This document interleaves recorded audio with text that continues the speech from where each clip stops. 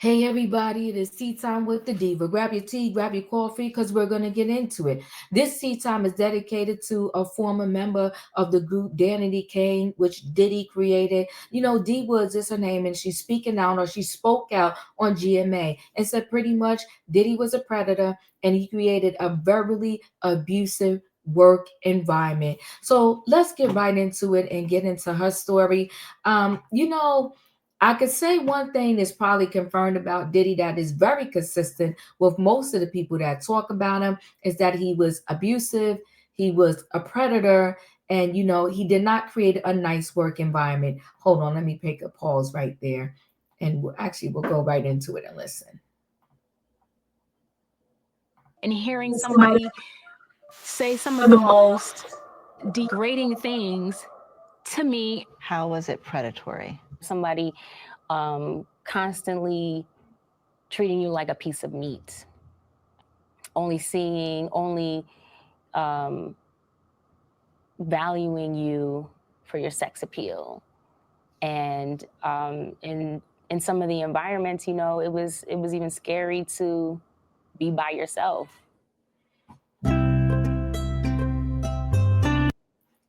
Very sad.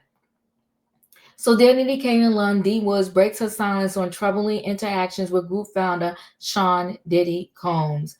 Danity Kane alum D Woods claimed the girls' group founder Sean Diddy Combs was predatory and created a verbally abusive work environment. The singer-born Juanetta Denise Woodgett broke her silence on her traumatic experience working with the battle rapper during a Good Morning America interview Monday.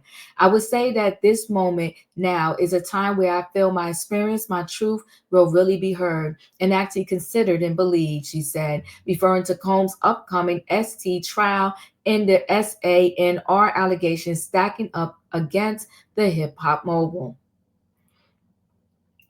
A clip from the new investigation Discovery documentary, The Fall of Diddy, in which Wood shares her story, even shows Combs body shaming her. He did it in different ways with all of us, picking and prying, and just a way to chip and knock away, but then praise you, she claimed to ABC's Eva Pilgrim.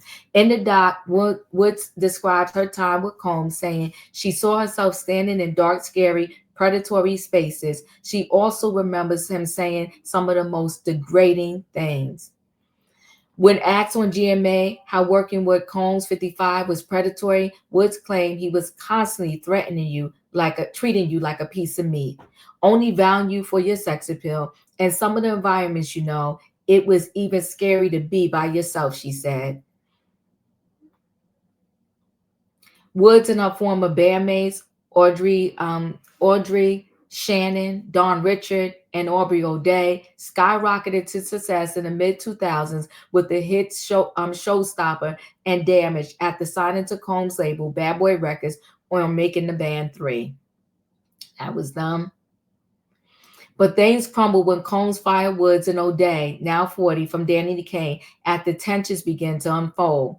An old clip from the MTV reality show captured Woods telling Combs she did not think anyone in the group had been happy for a long time before he dismissed her. Woods claims in The Fall of Diddy that she witnessed inappropriate communications between Combs and O'Day prior to their firings. While Combs' behavior was troubling, Woods says she and her bandmates had no one to turn to for help. It's like, so how do we survive this? She asks. Combs has denied all accusations made in the documentary, with his attorney saying in a statement to ABC News, the producers failed to provide significant time or details for his representatives to address unsustained claims. The legal team added he has full confidence in the facts and judicial process where the truth will prevail. The accusations against him are pure fiction. Woods admitted during Monday's sit-down that she was afraid of retribution if Combs gets off scot-free. Even this, she said, of her GMA appearance, it's like, maybe I shouldn't say that. Maybe I should stop talking. Shut up. But it's like, well, not talking hasn't changed anything either, she continued. The Fall of Diddy premieres Monday at 9 p.m. Eastern Standard Time on the Investigation Discovery and Max. I do have those particular streaming systems. Is what's sad about TV now? Every like all of these different channels, like it costs you money. I wish we could go back to the days where you could buy one package and everything was just there. But now they each seem to charge $11.99, $7.99, $2.99, $3.99, whatever the case may be. But I do have access to those particular platforms, so I will watch it and see if I learn anything new from versus everything that is already out there right now.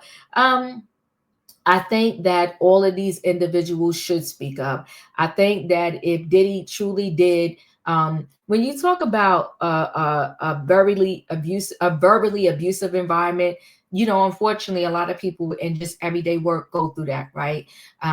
But even though they're both unacceptable, I think there's a different line and a different thing to talk about if he SA'd you, ST'd you, harassed you. I think that's a different thing to talk about. But either way, I think that all of these people, their voices should be heard. And again, and Diddy should have the opportunity to confirm, deny, or whatever the case may be. Most likely he's going to deny because these are not, sugar and rosy things that they're saying about him. So, and it damaged these individuals. But the thing that troubles me most is there were producers, because this was from making a band. There were producers, there were other individuals that were involved and allowed this. And to me, also to this day on these reality shows, there are producers watching certain things goes down. There are other people around watching said things that should not happen in any environment, let alone a work environment, go down and no one's speaking up. And then when someone does speak up, they want to throw all of the burden on one person. Like, this is not all Diddy.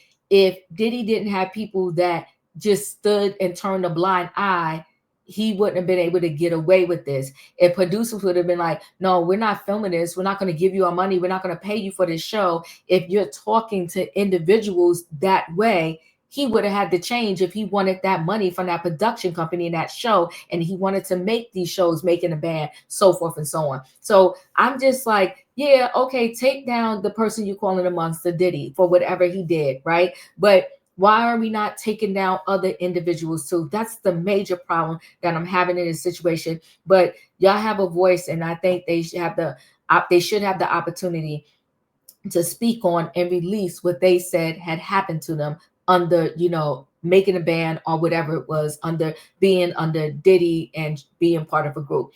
Anyway, guys, chat with me in the comments. And when I get an opportunity, I will chat back. If you're going to watch the documentary tonight, let me know. If you would like for Roy and I to kind of recap that documentary, let me know. But chat with me, I'll chat back. Hit the like button. If you're not a subscriber, subscribe. Hit the notification bell so that every time I upload a video, you will be notified. If you are a subscriber, welcome back. Everybody, thanks for watching. I'll see you in the next video.